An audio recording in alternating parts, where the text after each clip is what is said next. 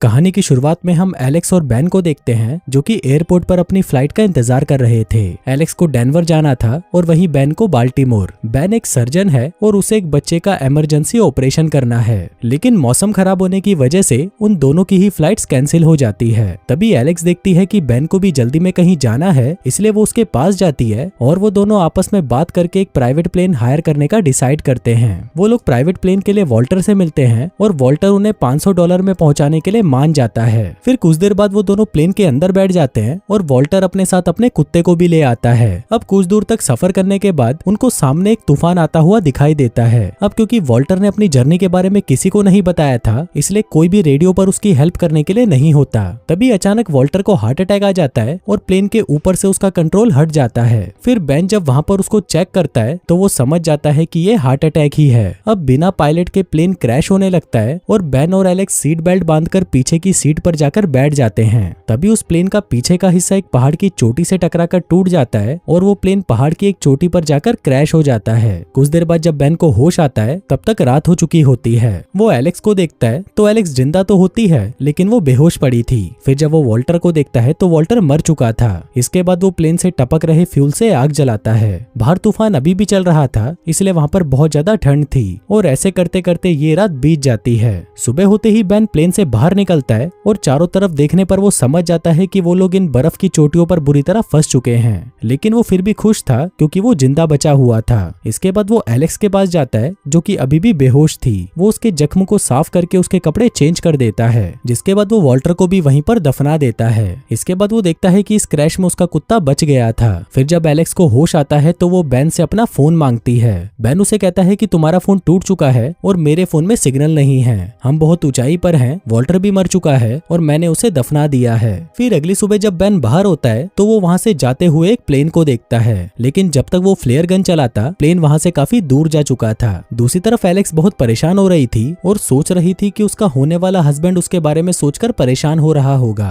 क्योंकि किसी को भी ये नहीं पता था कि वो दोनों प्राइवेट प्लेन से आ रहे हैं। अब ऐसे ही 3 दिन बीत जाते हैं और अब उनके पास ज्यादा खाना भी नहीं बचा था, इसलिए एलेक्स कहती है कि हमें यहाँ से चलना चाहिए। बेन उसे कहता है कि हमें यहीं रुकना चाहिए क्योंकि तुम्हारे जख्म की वजह से तुम ज्यादा नहीं चल पाओगी। इसके बाद बेन एक पहाड़ी पर जाकर चेक करता है कि आसपास कोई बस्ती तो नहीं, लेकिन उसे दूर दूर तक वहाँ पर कुछ नहीं मिलता। दूसरी तरफ एलेक्स बेन का सामान चेक करने लगती है और उसे वहाँ पर एक लड़की की फोटो और एक ऑडियो रिकॉर्डिंग मिलती है। वहीं वापस आते वक्त बेन एक पहाड़ी से फिसल जाता है और गिरते गिरते बचता है। कुछ देर बाद एलेक्स के पास वहाँ पर एक तेंदुआ आता है और वो उस कुत्ते को जख्मी कर देता है। इसके बाद वो एलेक्स के ऊपर भी अटैक करने लगता है, लेकिन तभी एलेक्स उसके ऊपर एक फ्लेयर गन शूट कर देती है, जिससे वो तेंदुआ वहाँ से भाग जाता है। कुछ देर बाद बेन वापस आता है और उस कुत्ते की पट्टी करता है। फिर जब वो बाहर निकलता है तो वो देखता है कि वो तेंदुआ वहाँ पर मरा पड़ा था। अब उन लोगों के खाने का इंतजाम तो हो चुका था, लेकिन उन लोगों को जल्दी से जल्दी यहाँ से बाहर निकलना था। तभी एलेक्स कहती है कि हमें नीचे जाना चाहिए, हो सकता है कि हमें वहाँ पर सिग्नल मिल जाए, लेकिन बेन कहता है कि हमें यहीं रुकना चाहिए क्योंकि क्रैश हुए प्लेन को देखकर कोई भी हमें ढूंढ लेगा। अब इस बात को लेकर उन दोनों में बहस हो जाती है। बेन यहीं पर रुकना चाहता था, लेकिन एलेक्स यहाँ पर नहीं रुकना चाहती थी। फिर जब सुबह होती है तो एलेक्स अपना सामान लेकर वहाँ से चली जाती है। फिर कुछ देर बाद जब बेन उठता है तो उसे एलेक्स वहाँ पर कहीं भी नजर नहीं आती। वहीं प्लेन में बेन को एक लेटर मिलता है जिसमें एलेक्स ने लिखा था कि अगर मैं नीचे पहुंच पाई तो मैं मदद भेज दूंगी और कुत्ता मेरे साथ में ही है। अब ये देखकर बेन भी अपना सामान लेकर एलेक्स के पीछे चला जाता है। उसे पता था कि एलेक्स जख्मी है और वो नीचे तक नहीं पहुंच पाएगी। कुछ देर बाद एलेक्स उसे मिल जाती है और वो उसे कहता है कि मैं खुश हूँ कि तुम मुझे मिल गई, नहीं तो मैं खुद को कभी माफ नहीं कर पाता। अब वो लोग धीरे धीरे आगे बढ़ने लगते हैं। वो जख्मी थे और थके हुए भी, लेकिन फिर भी वो लोग आगे बढ़ते जा रहे थे। कुछ देर बाद रात होने वाली थी, इसलिए वो लोग एक गुफा में चले जाते हैं और वहीं रात गुजारते हैं। फिर अगली सुबह जब एलेक्स अपने कैमरे से फोटोज क्लिक कर रही थी तो उसे वहाँ पर कुछ चमकता हुआ दिखाई देता है। वो इस बारे में बेन को बताती है तो बेन कहता है कि हम वहीं चलेंगे। अब वो लोग धीरे धीरे वहाँ पर जाने लगते हैं, लेकिन उनके रास्ते में एक नदी आ जाती है जिसको पार करना नामुमकिन था। अब वो वहाँ से आगे भी नहीं जा सकते थे और वापस मुड़कर पीछे भी नहीं जा सकते थे, इसलिए वो दोनों रात एक गुफा में गुजारते हैं और सुबह होते ही एक नया रास्ता ढूंढने लगते हैं। उन दोनों को ही पता था कि वो लोग मरने वाले हैं। फिर बेन एलेक्स को कहता है कि मेरी एक फोटो लो क्योंकि मुझे नहीं लगता कि मैं जिंदा बचूंगा। इस पर एलेक्स उसे बताती है कि उसने एक लड़की की फोटो ली थी जो मरने वाली थी और फोटो लेने के अगले ही पल वो मर गई, इसलिए वो बेन की फोटो नहीं लेना चाहती। अब वो लोग लगातार 3 दिन से चल रहे थे, लेकिन चलते चलते वो लोग आराम करने के लिए एक जगह पर बैठ जाते हैं। तभी वो लोग नोटिस करते हैं कि उनका कुत्ता गायब है, इसलिए एलेक्स बेन को उस कुत्ते को लाने के लिए भेज देती है। अब वो दोनों एक दूसरे को पसंद करने लगे थे लेकिन बोल नहीं पा रहे थे। फिर जब बेन उस कुत्ते को ढूंढ रहा था तो उसे एक घर दिखाई देता है। वो भागकर उस घर के अंदर जाता है और देखता है कि वो घर खाली था। दूसरी तरफ एलेक्स देखती है कि वो जमी हुई झील पर बैठी थी जिसकी सतह अब टूट रही थी। वहीं पर बेन भी ये सब देख रहा था और जब तक वो एलेक्स के पास पहुंचता एलेक्स उस बर्फीली नदी में गिर जाती है। फिर बेन जल्दी से उसे बाहर निकालता है और उसे उस खाली घर में ले आता है। एलेक्स जिंदा तो थी लेकिन उसके शरीर में पानी की कमी होने की वजह से वो बेहोश हो गई थी। तभी बेन को वहां पर एक सुई मिलती है जिसकी मदद से वो एलेक्स के शरीर तक पानी पहुंचाता है।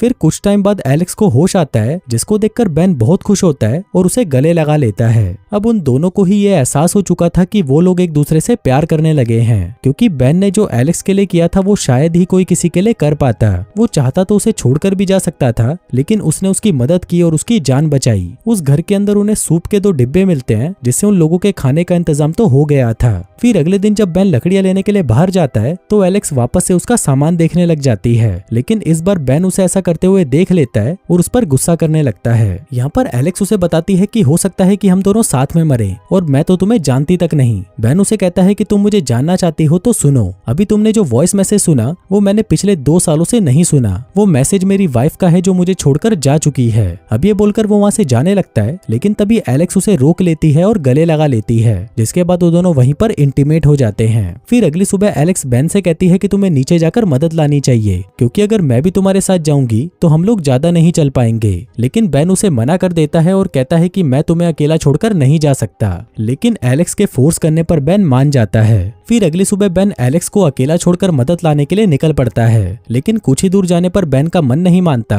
और वो उसे अकेला छोड़कर नहीं जाना चाहता था, इसलिए वो वापस आता है और उसे लेकर निकल पड़ता है। कुछ दूर चलने के बाद एलेक्स कहती है कि अब मैं और नहीं चल सकती, इसलिए बेन लकड़ी का एक स्ट्रेचर बनाता है और एलेक्स को खींचकर ले जाने लगता है। लेकिन इससे वो लोग बहुत ज्यादा थक जाते हैं, इसलिए वो दोनों एक जगह पर आराम करते करते सो जाते हैं। तभी वो कुत्ता आकर बेन को जगाता है और फिर बेन वहाँ पर देखता है कि कुछ ही दूरी पर एक लकड़ी का कारखाना है। ये देखकर बेन बहुत खुश होता है और वो एलेक्स को जगाता है, लेकिन अब उन लोगों के शरीर में बिल्कुल भी ताकत नहीं बची थी, इसलिए वो लोग चल नहीं पाते, लेकिन उन्हें कैसे भी करके वहाँ पर पहुँचना ही था। तभी एलेक्स बेन से कुछ कहने लगती है, लेकिन बेन समझ जाता है कि वो उससे क्या कहना चाहती है, इसलिए वो उसे कहता है कि तुम चिंता मत करो, ये राज ही रहेगा। फिर वो देखते हैं कि उनका कुत्ता गायब है तो बेन उसे ढूंढने लगता है, लेकिन तभी उसका पैर एक बियर ट्रैप में फंस जाता है। वहीं पर एलेक्स उसका पैर निकालने की बहुत कोशिश करती है, लेकिन वो नाकामयाब रहती है। बेन उसे कहता है कि तुम जल्दी से जाओ और किसी को मदद के लिए बुलाओ। फिर एलेक्स किसी तरह कारखाने की तरफ निकल जाती है और वो वहाँ पर वर्कर से मदद मांगती है। फिर जब बेन को होश आता है तो वो एक हॉस्पिटल में था। वो उठकर एलेक्स के पास जाता है और वो उसे कहती है कि अगर मैं आज जिंदा हूँ तो सिर्फ तुम्हारी वजह से। अब वो दोनों बातें कर ही रहे थे कि तभी वहाँ पर एलेक्स का होने वाला हस्बैंड मार्क आता है और बेन को एलेक्स की मदद करने के लिए थैंक यू बोलता है। अब वो दोनों ही समझ चुके थे कि अब उनके अलग होने का समय आ चुका है। फिर कुछ दिन बीत जाते हैं और बेन वापस अपनी जॉब में बिजी हो जाता है और वहीं एलेक्स भी मार्क के साथ रहने लग जाती है। लेकिन अभी भी वो दोनों एक दूसरे को बहुत मिस कर रहे थे और चाहकर भी एक दूसरे को भुला नहीं पा रहे थे। एलेक्स बेन को कॉल करती है लेकिन वो नहीं उठाता। फिर एक दिन एलेक्स कुछ फोटो बेन को भेजती है जो उसने तब खींची थी जब वो दोनों साथ में थे। अब बेन को ये फोटोज देखकर एलेक्स की याद आने लगती है और वो उसे फोन करके मिलने के लिए बुलाता है। फिर वो दोनों एक कैफे में मिलते हैं जहाँ पर एलेक्स को पता चलता है कि बेन अब ऑपरेशन नहीं कर सकता क्योंकि ठंड की वजह से उसकी उंगलियां अच्छे से काम नहीं करती। और वहीं एलिस ने भी अभी तक शादी नहीं करी। वो बेन को बताती है कि मार्क एक बहुत अच्छा आदमी है लेकिन मैं उससे शादी नहीं कर सकती। वो कहती है कि उस पहाड़ पर मुझे तुमसे प्यार हो गया था, मैंने खुद को बहुत रोका लेकिन मैं नहीं रोक पाई। इसके बाद वो दोनों एक दूसरे को गले लगाकर वहां से जाने लगते हैं, पर कुछ ही दूर जाने पर उन्हें एहसास होता है कि वो दोनों एक दूसरे के बिना नहीं रह पाएंगे, इसलिए वो दोनों दौड़कर एक दूसरे के पास आते हैं और गले लग जाते हैं। और दोस्तों इसी के साथ ही ये कहानी यहीं खत्म हो जाती है।